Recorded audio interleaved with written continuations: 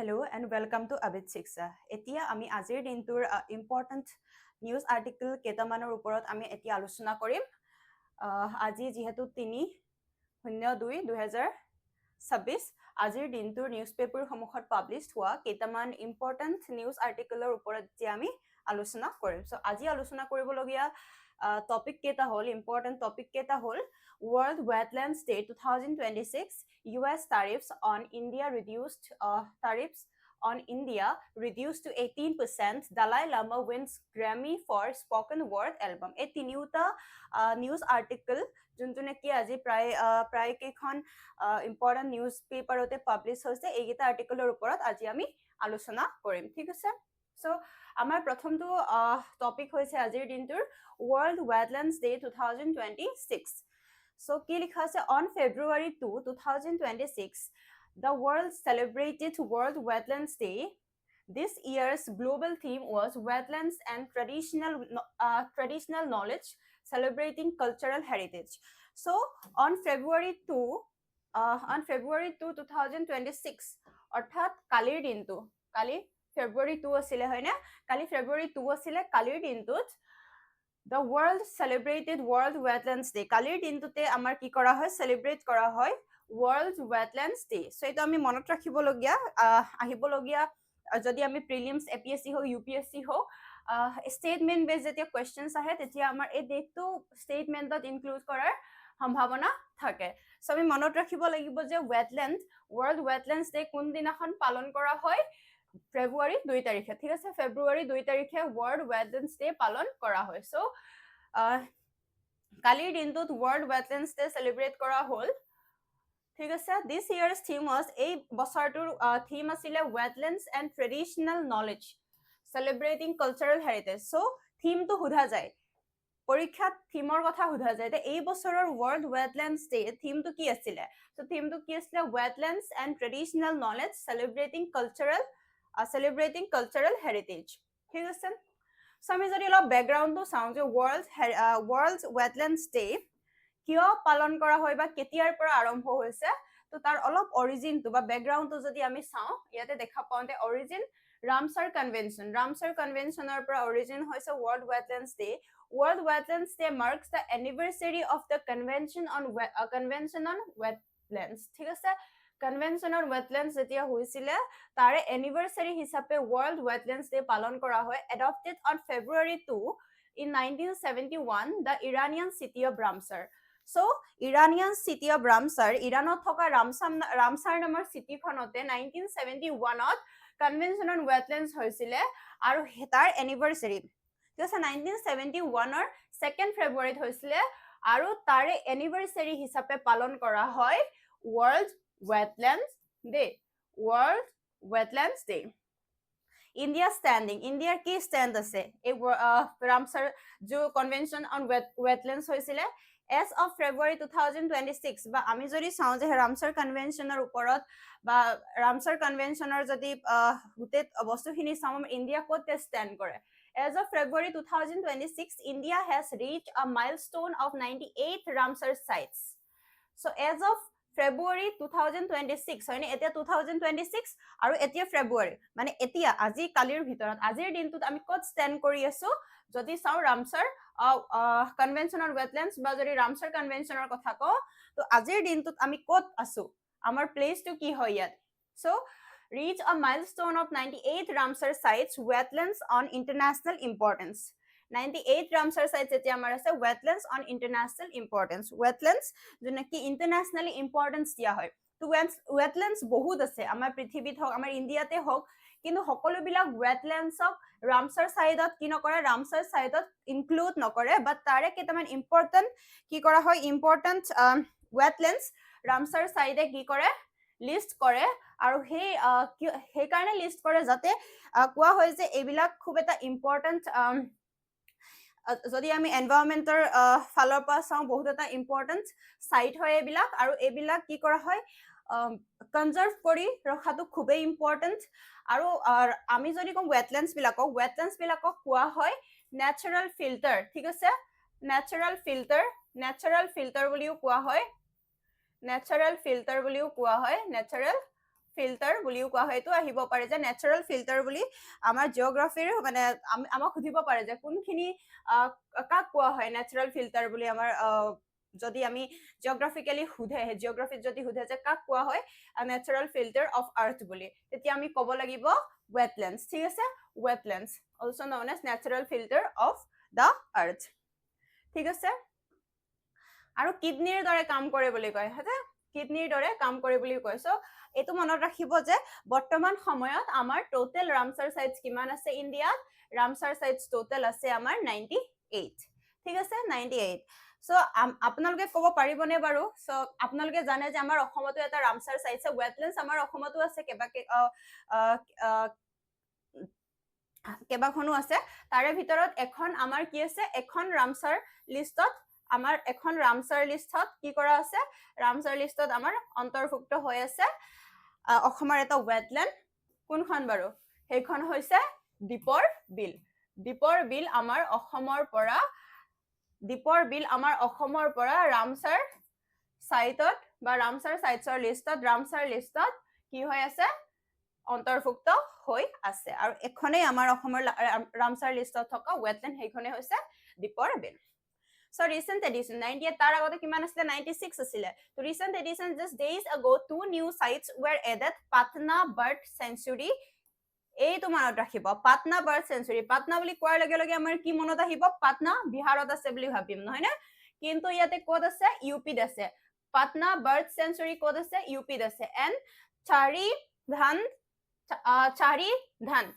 ধান আছে গুজৰাটত আৰু এটো এটা কনফিউজিং হয় এটো পৰীক্ষাত অহাটো সম্ভাৱনা বহুত আছে যে ৰিসেন্টলি যোনটো এড কৰিছে ৰামছাৰ সাইটত ৱেটলেণ্ডছ ইণ্ডিয়াৰ দুখন ৱেটলেণ্ড ৰামছাৰ সাইটত এড কৰিছে সেই দুখন ক'ত আছে অপচন দিব পাৰে পাটনা বাৰ্ড সেঞ্চুৰী ক'ত আছে ইউপি বিহাৰ এনেকা গুজৰাট ৰাজস্থান এনেকা দি দিব পাৰে অপচনতো আমি পাটনা দেখাৰ লগে লগে আমি কি দিব পাৰো বিহাৰত টিক কৰি দিব পাৰো ভুলতে তো আমি মনত ৰাখিব লাগিব পাটনা বাৰ্ড সেঞ্চুৰী বিহাৰত নাই ক'ত আছে ইউপিত আছে ঠিক আছে সো এইকেইটা আমি অলপমান বেকগ্ৰাউণ্ডত চাই ললো যে বা আমি চাই ললো যে আমাৰ ইণ্ডিয়াত কি কিমান ৰামছাৰ সাইটছ আছে আৰু এটা কথা আমাৰ ইণ্ডিয়াৰ সকলোতকৈ কোনখন ষ্টেটত সকলোতকৈ বেছি ৰামছাৰ সাইটছ আছে আপোনালোকে জানেনে সেইখন হৈছে তামিলনাডু ঠিক আছে তামিলনাডুত সকলোতকৈ বেছি ৰামছাৰ সাইট আছে আমাৰ ইণ্ডিয়াৰ আৰু আমাৰ অসমত কেইখন আছে এখন আছে দ্যাট ইজ দীপৰ বিল এটো আহে কিন্তু প্ৰশ্নত অসমৰ ৰামছাৰ সাইটত অন্তৰ্ভুক্ত হৈ থকা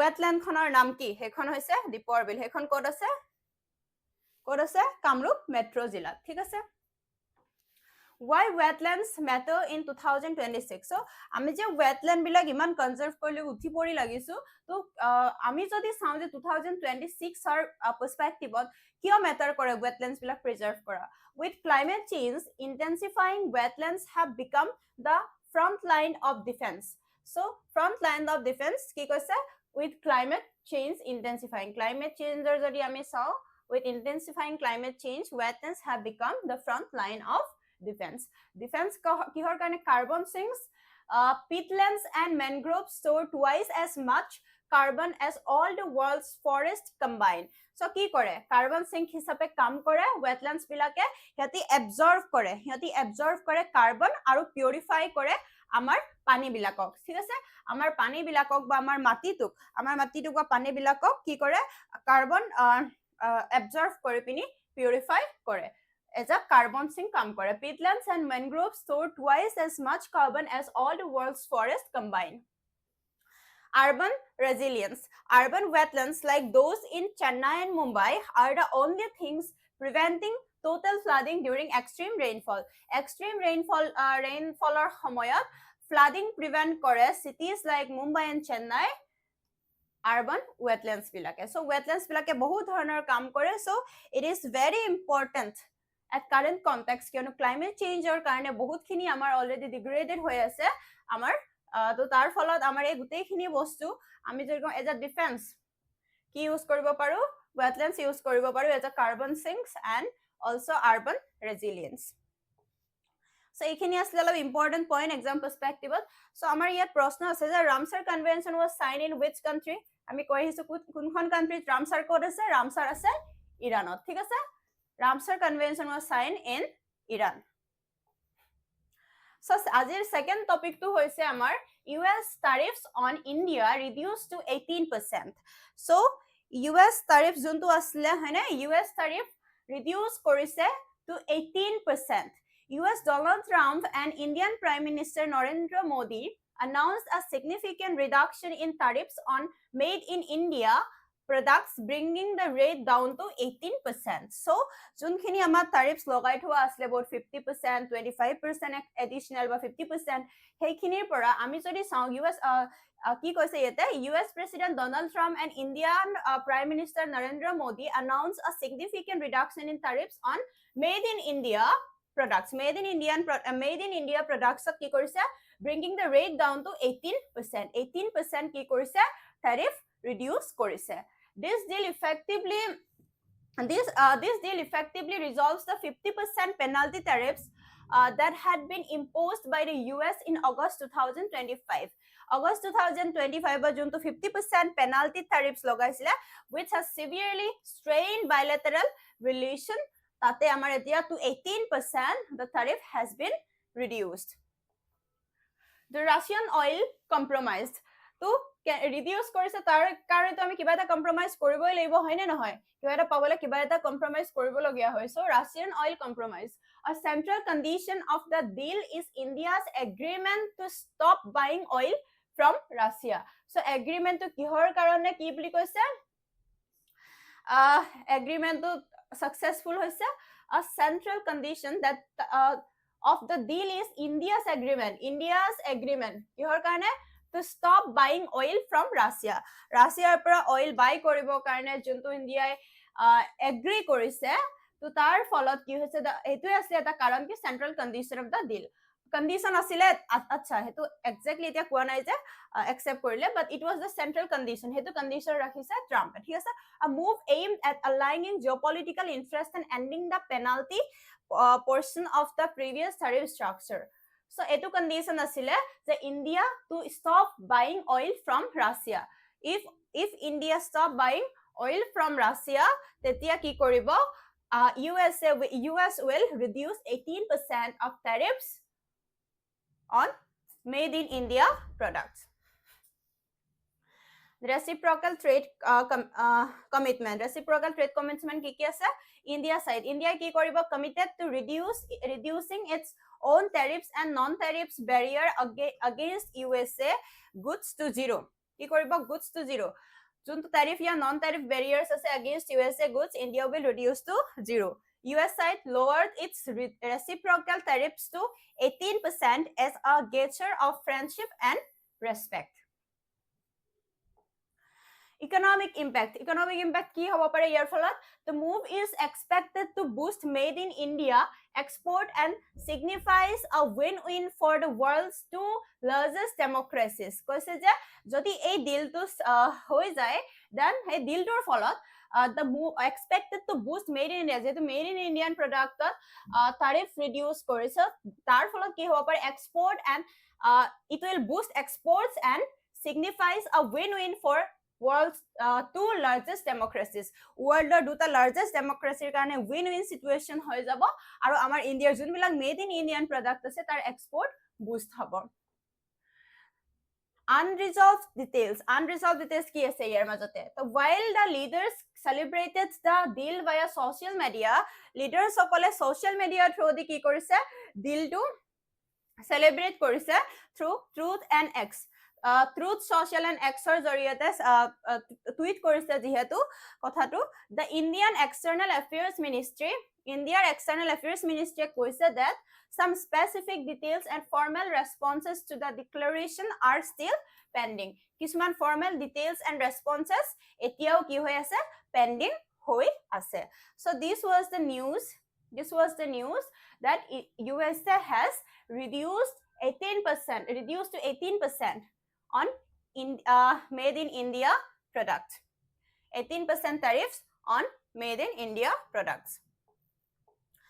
So The next topic ki hoy Dalai Lama wins Grammy for spoken word album. So here question ahibo pare the Dalai Lama ki karanot Grammy kihor karonet Grammy paise aru eta kotha Grammy ki hoy Grammy hoise to recognize exceptional work in field of music or exceptional work recognize koribo karone Grammy award dia hoy. So etia ami saw je Dalai Lamar bishoye yat ki pale tekhete kihor karone pale. At 90 years old, the Dalai Lama won his first ever Grammy Award for his spoken word album, Meditation, The Reflections of His Holiness, the Dalai Lama. So, tekhete at the age of 90 years, ki korise won his first ever Grammy Award. Tekhetor pratham to Grammy Award te lav korise for his spoken word album. তেখেতৰ spoken word album নামটো কি Meditations, The Reflections of His Holiness, the Dalai Lama. নামটো মনত ৰাখিব Meditations, The Reflections of His Holiness, The Reflection of His Holiness, the Dalai Lama. The Reflection of His Holiness, the Dalai Lama. Meditations, The Reflection of His Holiness, the Dalai Lama. The category ki hoy kuntu category paise he secured the win in the best audiobook narration and storytelling recording. The best audiobook narration and storytelling recording category to ahibo pare proshno best audiobook narration and storytelling recording category thik ase ki ase monar rakhibo best audiobook narration and storytelling recording category.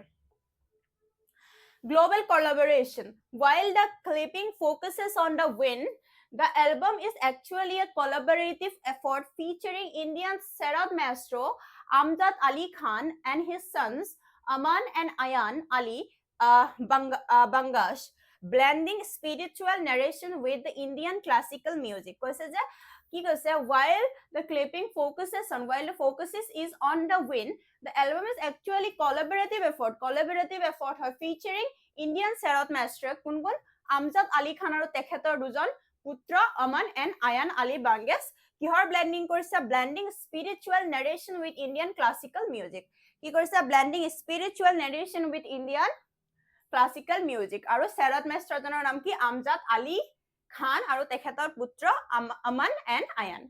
Reaction from the leaders. His Holiness responded with gratitude and humility. His Holiness has responded with what? Gratitude and humility, viewing the awards not as a personal accolade, but as a recognition of our shared universal responsibilities for peace and compassion. For ki korise? Recognition of our shared universal responsibilities for peace and compassion.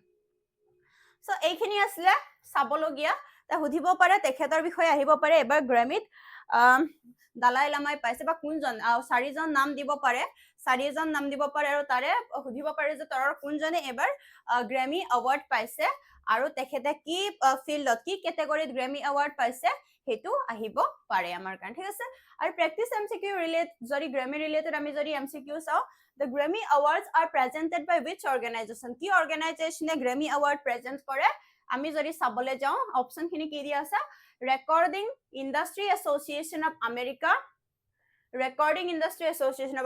National Academy of Recording Arts and Sciences, NARAS, American Music Association, International Federation of Phonographic Industry, IFPI.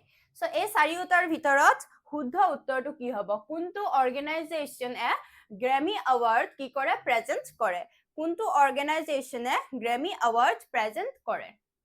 So, এটা শুদ্ধ উত্তৰটো হ'ব National Academy of Recording Arts and Science. ঠিক আছে? শুদ্ধ উত্তৰটো হ'ব National Academy of Recording Arts and Sciences. So, এইখিনি আছিলে আজিৰ নিউজপেপাৰৰ কেইটামান important news article.